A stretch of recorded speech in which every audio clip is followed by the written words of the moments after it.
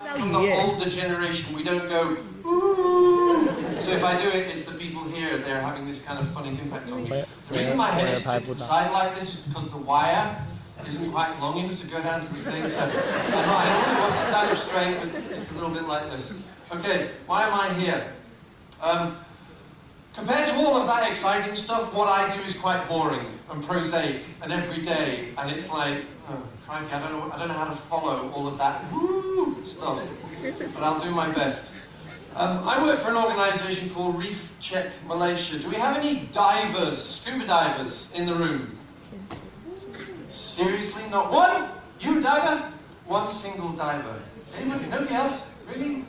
Okay, another one down here too. Who's been snorkeling?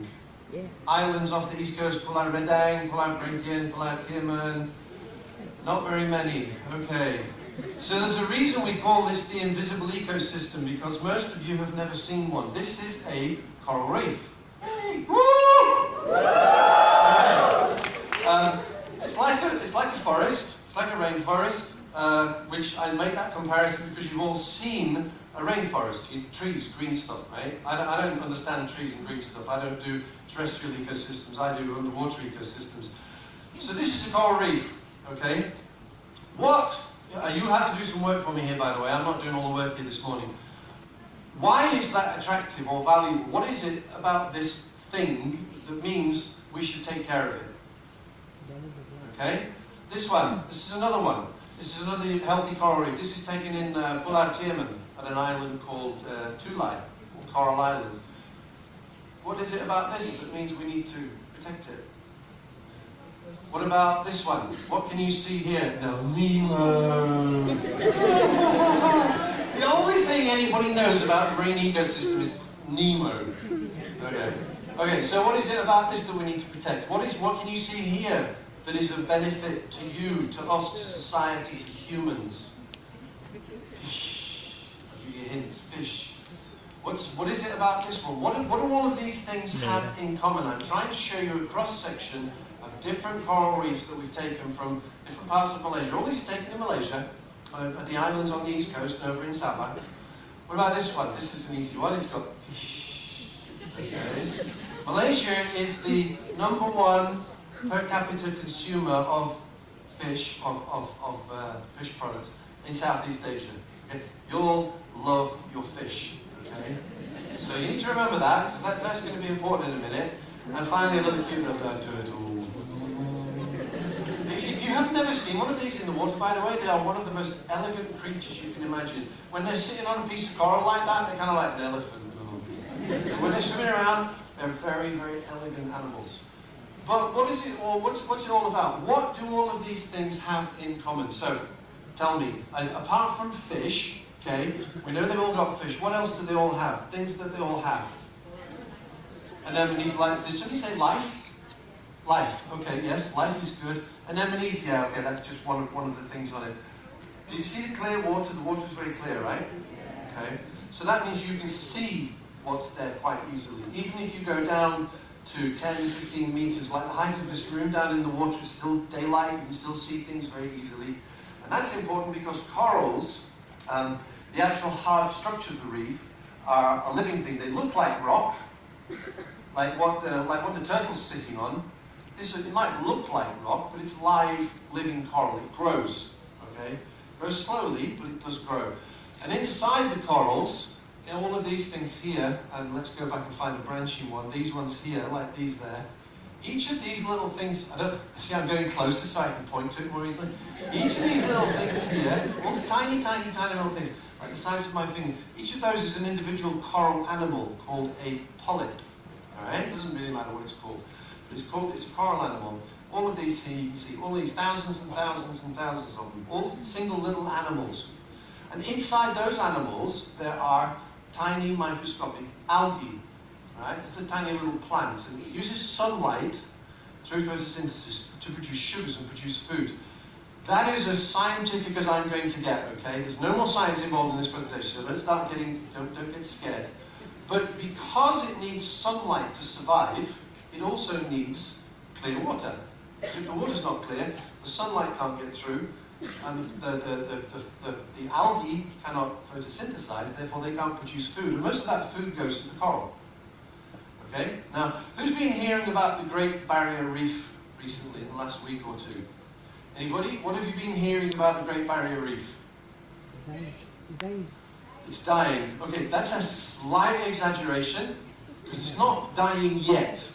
It will be in a few weeks, but it's not dying yet. Because what's happening to the Great Barrier Reef is, when the water gets warm, all of these tiny, tiny little polyps, all the animals, they release the algae out into the seawater, okay? Because they get stressed. Stressed! And then algae go out, and what's left behind is the white coral. And that's what's happening to the Great Barrier Reef. So it's getting stressed, it's releasing the algae, and it's going all white, and you'll see the photographs. It looks like it's been snowing underwater. But what happens is then the coral's lost its food source, okay? And therefore it's on a starvation diet. And if things don't get better in a few weeks, then it will die. All right? So last year was even worse. Some 75% of the corals in parts of the Great Barrier Reef did actually die. It's going to take a long time for it to recover. Now, why am I telling you that? Let's go back to that other slide I had up. What do all these things have in common? Why are they important? You need to understand, if you're going to do a design for me, you need to understand why we have to look after these things. Let's have a look at some things gone wrong. Now, one of the photos I showed you, I said it was in Pulau Tiaman. This is also in Pulau Tiaman, right? This is a reef called Pirate Reef. What has it not got? Got no fish? What else has it not got? It's got no life in general. There's nothing there. It's dead. Okay? The coral has died, and without the coral, there's no habitat for all of those marine creatures that we need. Okay? Here's another one. This one is taken in Pom Pom Island in Sabah. This has been dynamited. Okay? It's very easy. You get fertilizer and fuel oil, put it together in a bottle, put a blasting cap in, light it off, and throw it in the water, and it's a bomb. It explodes. What happens is all the fish, they float to the surface, so it's very easy to gather them. Okay? So it's very quick and simple, but it destroys the coral reef underneath. Okay? Which means it's not productive anymore, it's just dead. There's another dead reef. What have we got? What else have we got? We've got another one here. This is taken in, where's this one? This one is also taken in Sabah. And again, you can see all the coral is broken up. There's just a few sea urchins there, the odd little yellow fish, but you can't see much, right? This is in Pulau Mantanani, a place where we're working at the moment. So it's just dead. There's no value, right? Another one, this is in Mabul. Again, it's an area of reef where somebody's dropped an anchor on it, it's broken up. No life, no fish, no colour, nothing at all, nothing of interest. So, there's another one, this is Tiger Reef in Pulau Tiaman with a great big fishing net on it. The reef gets stuck on the net, and it gets all creatures stuck inside of it, and we were there helping to take this off the reef, so that the reef would not die off. And inside you find all sorts of fish and crabs that get caught in the net, and they're dead because they can't swim around. But again, we're damaging all of these reefs. This is taken in Kota Kinabalu. You can see this one's just been bombed. There's all the dead fish lying on the bottom, right? All the corals broken up, and these reefs will die off, and they will have, well, that creates problems for us. This is also taken in Sabah. This is not part of our work, so we put this tape measure down along the reef, okay, 100 meters, and we swim along, and we're counting different indicator species, things that are telling us something about how healthy the reef is. And you can see from this reef, well, all the coral's dead, and there's no fish. So this is not a very healthy reef, okay? So, what do all those have in common? They've got no fish, they've got no life, they've got no value. Because what we're coming around to is this picture again. So, coral reefs provide human society with what we call ecosystem services. In other words, things that we need to live on, or that provide things that we can live on. We've talked about fish, right? So obviously fish is important, seafood is a source of food for us, but it's also a source of employment for fishermen. What else might we value from these coral reefs? Anybody? Ooh. Yeah, that's kind of a bit broader. Oxygen is actually produced by the whole of the ocean, not just the coral reef. But yeah, it's part of it. Think about the reef itself. What are we doing? What do we want to do with this thing? Anybody? Just throw out ideas. Huh? McGee, you're home. Take photo, okay. Take photos, so you're a tourist. So, who's going to take you to the reef? Tourism, okay, thank you. Tourism. Tourism is very important for us in Malaysia. Tourism is our second highest earner of foreign currency, all right? So it brings in billions and billions and billions of ringgit a year. Something like, what are the figures now? 26 million tourists come to Malaysia every year. 26 million. The population is only 30 million, so that's one tourist for every person. And 70% of them visit the islands. All right, so 70% of us, about 20 million people, I don't know, more or less, they go to the islands. Okay? They go to the islands to see the coral reefs. Yeah? So coral reefs are very important for our tourism industry. No coral reefs, no tourists, no money. Alright? Think of an island like Tioman, or Redang, or Perhentian, an island that you've been to. All of these islands rely pretty much 100% on marine tourism for their economies. Alright? There's only one thing to do in Tioman, or two things. You can either dive, or you can snorkel. Right? There's nothing else to do there. You can play golf at Vijaya if you really want to, but it's not the world's best golf course. So tourism is tremendously important.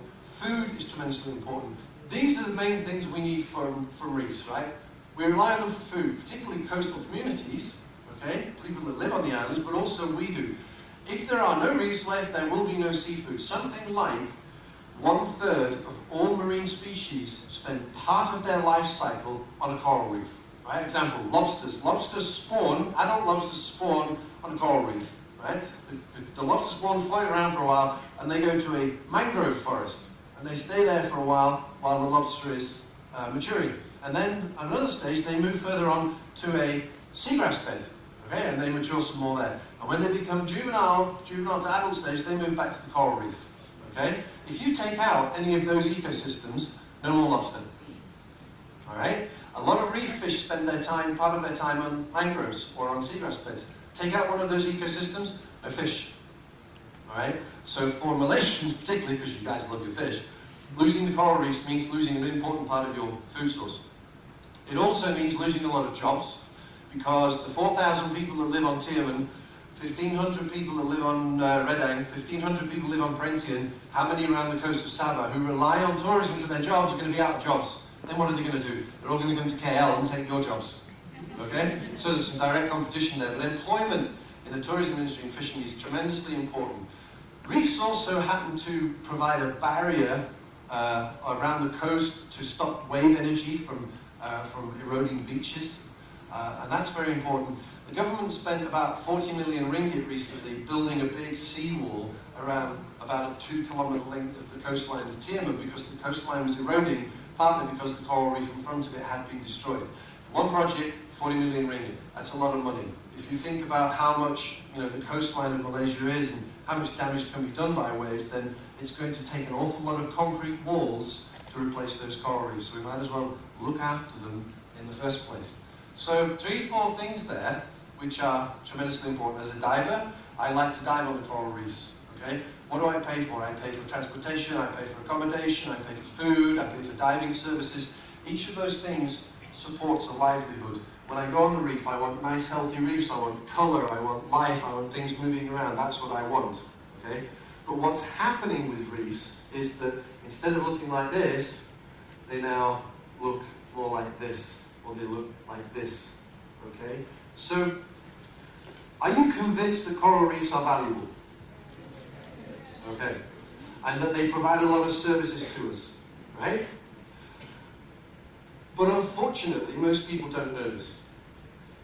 Okay? Most people don't realize that this is valueless, that this is valueless. They don't even know it's there, right? It's the invisible ecosystem.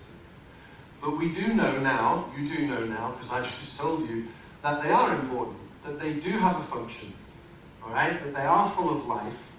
Some of it we eat, some of it we like to look at. Okay? So how are you going to help me to persuade everybody else out there that we need to do something to stop this? What sort of things are happening? Tell me what you think is happening. We've talked about global warming.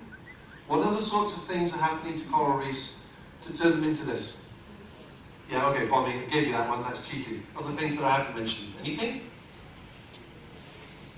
Huh? Waste? Yes, waste, pollution from sewage. None of the islands has proper sewage treatment. So the sewage basically goes into your water. Huh? Oil. Is somebody say oil? Yeah, oil spills are common on the islands. Let me show you what's happening to reefs. There are big problems that we can't solve. All right? Global warming, bigger storms, ocean acidification. All of these are problems that are beyond our control. You see now here, all of this reef is white, it's bleached, it's stressed because of warming, and that is going to be a dead reef soon. And it has no value. I don't want to dive on it because it's dead. There are no fish on it because it's dead. So it has zero value to us. But unfortunately, there's not much we can do about these external threats. I can't reduce the amount of CO2 in the atmosphere. Right? Governments have to decide these things.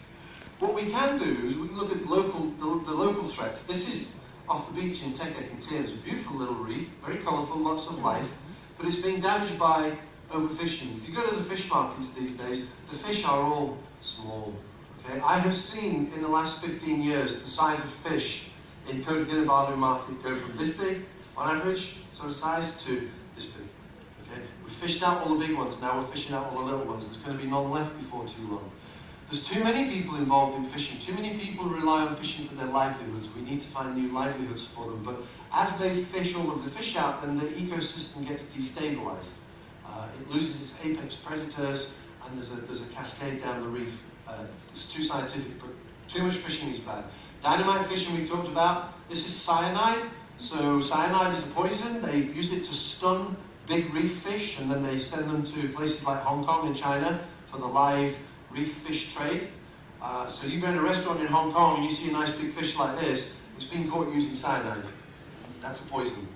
You want to eat that fish? No, didn't think so. But it's happening, it's happening. These two are quite common in Sabah still, unfortunately. We've got sedimentation from land clearing. So you want to build a new resort on Pulau Tioman? Okay, build a new resort. First thing you do, cut down all the trees. Okay, fine. Then it rains, like it does sometimes in Malaysia, like this morning. And all of the silt and the sand gets washed into the ocean, okay? And it settles on the reefs, and like I said earlier on, the reefs need sunlight to survive, so if it's covered in a layer of silt, it's not going to survive. We've got tourists, Muppet tourists as we call them, standing on the reefs because they think it's rock. It's not, it's a living thing. We've got trash in the water, this one here. To a turtle, that plastic bag looks like a jellyfish. Turtles don't have very good eyesight, so they're swimming along, they see the plastic bag, think it's a jellyfish, and they eat it. We have some friends that work in a resort in Pulau Gaya in Kota Kinabalu who regularly do tests on turtles, and they find their stomachs full of plastic and other trash. Okay, and that's your fault.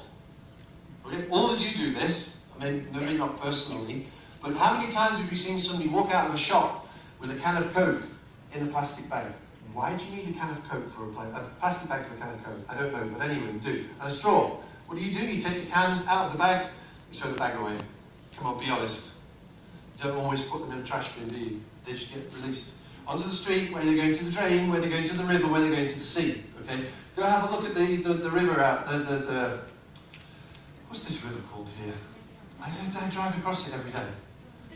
Yeah, that one, the Klein River. After a rainstorm, it is a floating carpet of plastic trash, all slowly going down to Klein and out into the ocean, onto my reefs. People in cities do this. Okay, direct impacts on coral reefs, marine ecosystems. How do we stop it? This one is some coral predators. Once the reef is weakened, like us, if we're weakened, then we're more prone to disease. Same with the coral reef, it's more prone to predators. So these are crown of thorns starfish. They'll munch their way across the reef. They'll actually eat the coral. And this is a result of our actions, basically weakening the reef. So these are the things that are going wrong. Tell me how we can educate the mass of people out there to stop doing it. Okay?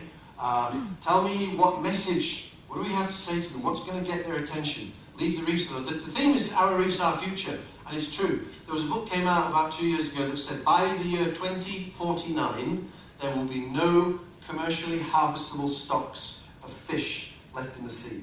By 2049, no more fish in the sea. Right? Now, can you imagine how drastic that will be? That will be bad. That will be very, very bad for a number of reasons, but mainly for food source for you guys and jobs for fishermen, I don't know. But this is where we're heading. If we don't do something about saving these ecosystems, we're going to lose jobs, we're going to lose food sources, we're going to lose sources of recreation, we're going to lose money from tourism. What have we got to do to tell people to stop doing this? Right? To look after it. This is what we do. Okay? So we work in different parts of Malaysia, and we're looking at EcoAction is our survey program. So we have some divers right now out in Pulau Sembilan. Who's from Perak? Perak?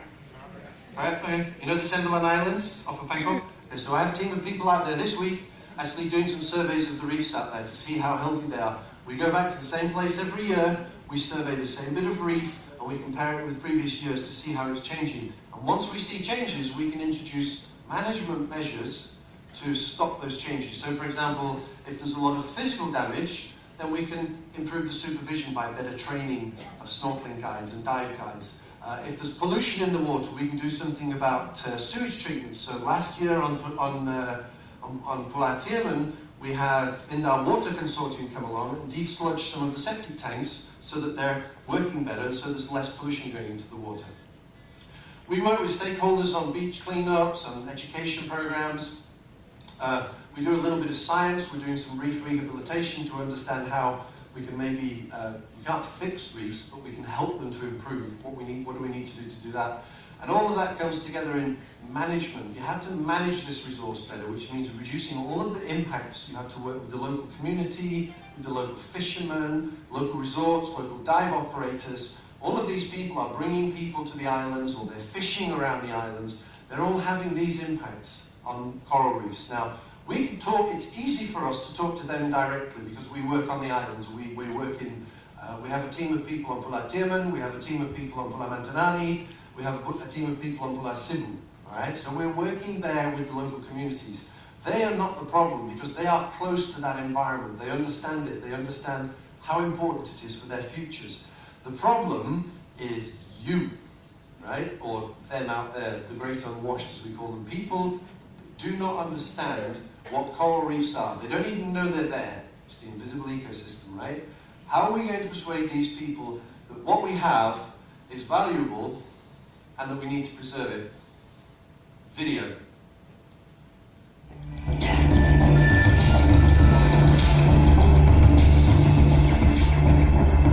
So this is Soya Island.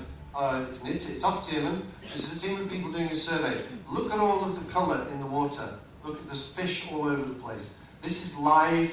This is lively. It's good for tourism. It's good for fishery. This is what a reef should look like. The water's clear, everything. Okay? This is what we are trying to protect. All right? But city dwellers, people out there, don't see this. They've got no idea what it is. They've got no idea what's there. They have no idea how important it is. So, there's the theme. Our reefs, our future. Your reefs, your future. What are you going to do to help us to persuade everyone else how important these things are and that we need to save them for all of our futures? Okay, thank you very much. That's finished.